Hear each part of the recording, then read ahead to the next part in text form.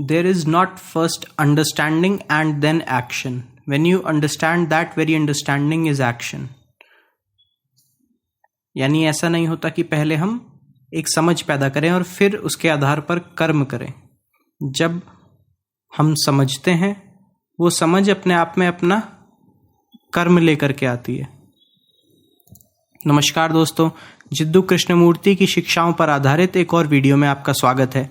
इस वीडियो में हम देखेंगे कृष्णमूर्ति अपने इस उद्धरण से हमें क्या कहना चाहते हैं और इस उद्धरण के माध्यम से जानेंगे उनकी शिक्षा समझ यानी अंडरस्टैंडिंग और कर्म यानी एक्शन पर क्या कहती है। यहाँ पर दो कीवर्ड्स हैं, दो शब्द हैं जो आपको ध्यान में रखने हैं, समझ और कर्म।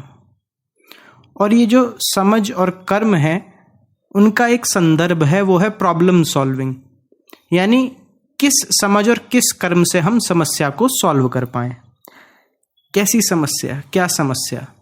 जीवन में हम रोज बहुत सी समस्याओं का सामना करते हैं, जैसे टायर का पंचर हो जाना या नौकरी का छूट जाना। लेकिन जिस संदर्भ में हमने कृष्णमूर्ति के इस उद्धरण को जानना है, वो संदर्भ इन आम समस्याओं का नहीं है।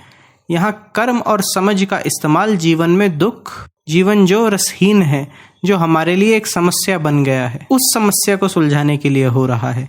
कृष्णमूर्ति का कहना है कि ऐसा नहीं होता या ऐसा नहीं होना चाहिए कि समझ और कर्म में एक अंतर हो, यानी कि पहले हम जीवन की समस्या को समझ लें और फिर उस समझ को आधार बनाकर बाद में कर्म करें।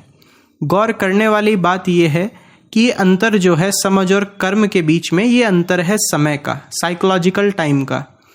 अब अगर आपको नहीं पता कि साइकोलॉजिकल टाइम क्या है तो मैंने इस पर वीडियो बनाई है, या फिर आप जिद्दू कृष्णमूर्ति की शिक्षाओं से परिचित नहीं हैं तो भी आप मेरी अन्य वीडियोस देख सकते हैं। तो कृष्णमूर्ति के कहने का मतलब है कि ये प्रक्रिया कि पहले हमने कुछ समझ पैदा की और फिर साइकोलॉजिकल टाइम का उपयोग किया, जिससे हमने अपने कर्म को अपनी समझ से अलग कर लिया, एक्शन को अंडरस्टैंडिंग से अलग कर लिया। ऐसा नहीं होना चाहिए। उदाहरण के लिए, जब हम बोलते हैं कि मैंने अपने जीवन में अपने दुखों के कारण को समझ लिया है और अब धीरे धीरे एक दिन मैं अपने दुखों से मुक्ति पाऊंगा, कृष्णमूर्ति का कहना है ऐसा नहीं होना चाहिए, क्योंकि उनके अनुसार सच्ची अंडरस्टैंडिंग से कर्म अलग नहीं होता, वो समझ अपने आप में अपना कर्म होती है। तो आइए ये किस तरह की समझ है और किस तरह की कर्म की बात यहाँ हो रही है वो जानने का प्रयास करते हैं। सबसे सरल तरीके से बोलूं तो जब आप किसी समस्या को जड़ से समझ लेते हैं तो वो समझ ही आपको धक्का देती है उस समस्या को सुलझाने के लिए कर्म करने में। इसी बात को अब और थोड़ा गहरे तरीके से सुनिएगा, और अगर पूरा नहीं सुनेंगे तो आप कंफ्यूज रहेंगे। तो वीडियो में अगर आप यहाँ तक बने हुए हैं तो वीडियो पूरी सुनकर जाइएगा। अलग अलग धर्मों में अलग अलग रास्ते दिए गए हैं जीवन में दुख की समस्या को सुलझाने के लिए, चाहे वो रास्ता फिर तंत्र हो, योग हो, वैदिक हवन हो, ज्ञान मार्ग हो या बुद्ध का अष्टांग मार्ग इत्यादि। इन रास्तों के साथ समस्या ये है कि इन रास्तों को देने वाले महापुरुष अब हमारे बीच नहीं हैं, जिसकी वजह से उनके जाने के बाद बहुत सारे लोग बहुत सी बातें बोलते हैं कि योग ऐसे नहीं ऐसे करना है, हवन की सही विधि ऐसे नहीं वैसे है। और जब आप इन पुराने रास्तों पर चलने की कोशिश करेंगे तो आपको हजारों गुरु मिलेंगे जो लाखों बातें बताएंगे। तो कैसे तय करेंगे आप कौन सी विधि, कौन सी बात सही है, कौन सी समझ सही है? दूसरी बात यह है कि ये तरीके, ये रास्ते, ये पूर्वजों की दी हुई समझ इतनी पुरानी हो चुकी है कि आज के आधुनिक परिप्रेक्ष्य में बहुत हद तक लागू नहीं हो सकती। तब का समाज और था, तब की जीवन शैली और थी। अपनी ही बात को संक्षिप्त रूप में बोलूं तो हमारे पूर्वजों के दिए हुए तरीकों, उनके जीवन और उनकी मोक्ष के बारे में जो समझ है, वो जो तरीके हैं वो पुराने हो चुके हैं और उनकी समझ को हम कर्म से अलग करके देखते हैं। लेकिन कृष्णमूर्ति का कहना है कि समझ और कर्म एक साथ एक ही क्षण में घटित होते हैं। तो क्या कोई जीवन जीने का ऐसा तरीका है जहां हमें कर्म करने के लिए हमारे पूर्वजों की समझ पर निर्भर ना होना पड़े, जहां हमारी समझ और कर्म के बीच साइकोलॉजिकल टाइम ना हो?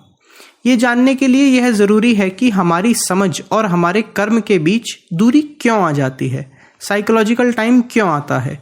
आमतौर पर हम ऐसा सोचते हैं कि पहले अपने अंदर एक समझ पैदा की जाए, फिर कर्म किया जाए किसी समस्या को सुलझाने के लिए।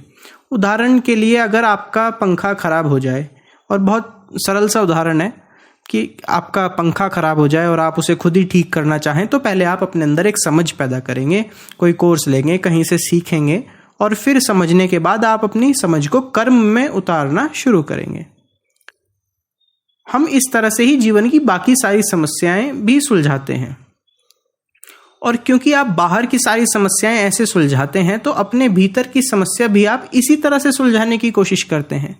जीवन का दुख जो एक समस्या बन गया है, उसे भी आप इसी तरह से सुलझाने की कोशिश करते हैं। पहले अपने भीतर एक समझ पैदा करेंगे और फिर धीरे धीरे उस समझ पर चलकर अपने दुख को दूर करेंगे, मोक्ष पालेंगे। हम ये जानते हैं कि बाहरी जीवन की समस्याएं धीरे धीरे सुलझाई जा सकती हैं, लेकिन इसी को आधार बनाकर हम ऐसा सोचते हैं कि भीतर की समस्या भी धीरे धीरे सुलझाई जा सकती है, एक समझ को पैदा करके और उस पर काम करके।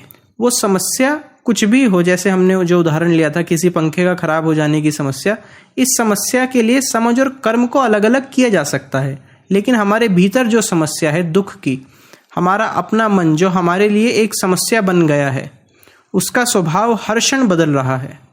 यह मन जो चतुर है, चालाक है और मायावी है, ये तो हर क्षण बदल रहा है। दुख की समस्या हर क्षण बदल रही है। इससे मुक्ति पाने के लिए समझ और कर्म को अलग अलग नहीं किया जा सकता। इसी क्षण में कुछ कर्म किया जा सकता है, धीरे धीरे नहीं। अगर आप ऐसा सोचते हैं कि मन की हम एक समझ पैदा करेंगे, अपने दुख की एक समझ पैदा करेंगे, तो यह ऐसा ही है जैसे जलती हुई आग को समझने के लिए आप उसकी एक तस्वीर बनाना चाहें। जब तक आप कागज पर उसकी तस्वीर बनाएंगे, तब तक तो उसका रूप बदल चुका होगा। तो एक तस्वीर के माध्यम से आप किसी ऐसी चीज को नहीं समझ सकते जिसका रूप हर क्षण बदल रहा है। लेकिन हम ऐसा ही करते हैं, किसी धर्म के सहारे से, किसी गुरु के सहारे से हम एक तस्वीर, एक समझ अपने मन की पैदा करना चाहते हैं, और बहुत सारे लोग आप ही के मन की तस्वीर आपको बेच भी रहे हैं। और उस तस्वीर के आधार पर आप सोचते हैं कि आप अपनी जीवन की समस्या को सुलझा सकते हैं, जबकि तस्वीर स्थिर है और जीवन की समस्या हर क्षण बदल रही है। जब आप किसी विचारधारा के आधार पर अपने जीवन की समस्या को सुलझाने का प्रयास करते हैं, तो आप बस कर्म को उस पुरानी विचारधारा से मिलाकर रखने का प्रयास कर रहे होते हैं।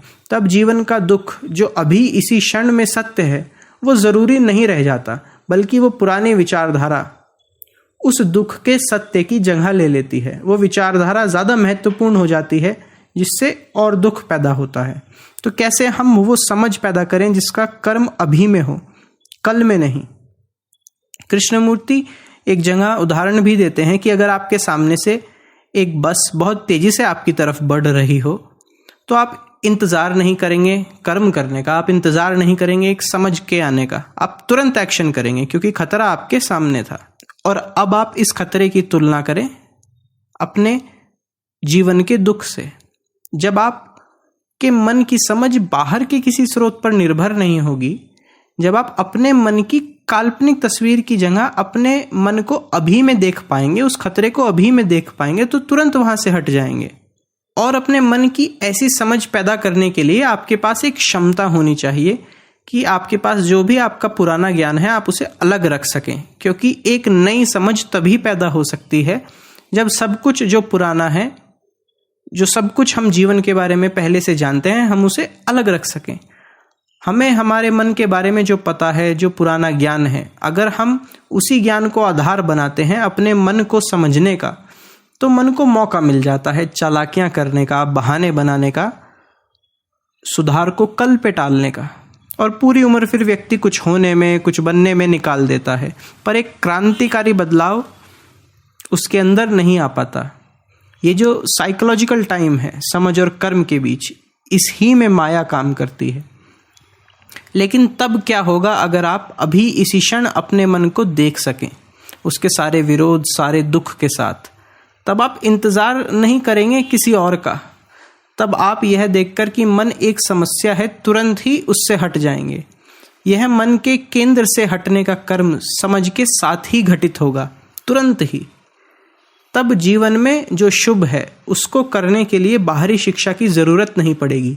जैसे जब आप देखते हैं कि सामने खाई है तो आप तुरंत ही अपना रास्ता बदल लेते हैं। खतरे की समझ और कर्म में दूरी नहीं होती। हम अपने जीवन में बाहर से किसी गुरु, किसी धार्मिक किताब, किसी विचारधारा पर निर्भर रहते हैं मोक्ष तक पहुंचने के लिए, लेकिन हमने देखा कि ये प्रयास हमें कहीं लेकर जाने वाला नहीं है। पर जब कृष्णमूर्ति जैसा कोई व्यक्ति हमें यह कहता है कि पुराना ज्ञान अलग रख दो, तो हम बहुत परेशान हो जाते हैं। हमें लगता है कि जीवन में हमें जो भी पता है, जो भी हमारा पुराना ज्ञान है, अगर वो सब कुछ हम अलग रख देंगे, जो भी हमें धर्म के बारे में पता है, जो भी हमने सीखा है, तो हम कैसे जीवन बिताएंगे, कैसे कर्म करेंगे, तो हम कैसे अपने बिस्तर से उठेंगे। लेकिन जब हम अपनी समस्या पर खुद एक दृष्टि डालते हैं, मन की पुरानी तस्वीर बनाने की जगह जब हम मन को आईना दिखाते हैं, तब वहाँ जो समझ होती है, उसी समझ में कर्म भी निहित है। वह समझ कर्म से अलग नहीं होती। तब वो समझ सारे सही और अच्छे कर्म करवाती है, हमें अंधेरे से रोशनी की ओर लेकर जाती है। ऐसा कर्म फल की इच्छा के बिना होता है। यही कर्म ईश्वर की इच्छा है। नानक इसी को हुक्म कहते हैं। लेकिन नानक, कृष्ण या कृष्णमूर्ति क्या कहते हैं, यह पुराना ज्ञान ही है। महत्वपूर्ण ये है कि क्या आप अपने मन को ऐसा आईना दिखा पाते हैं।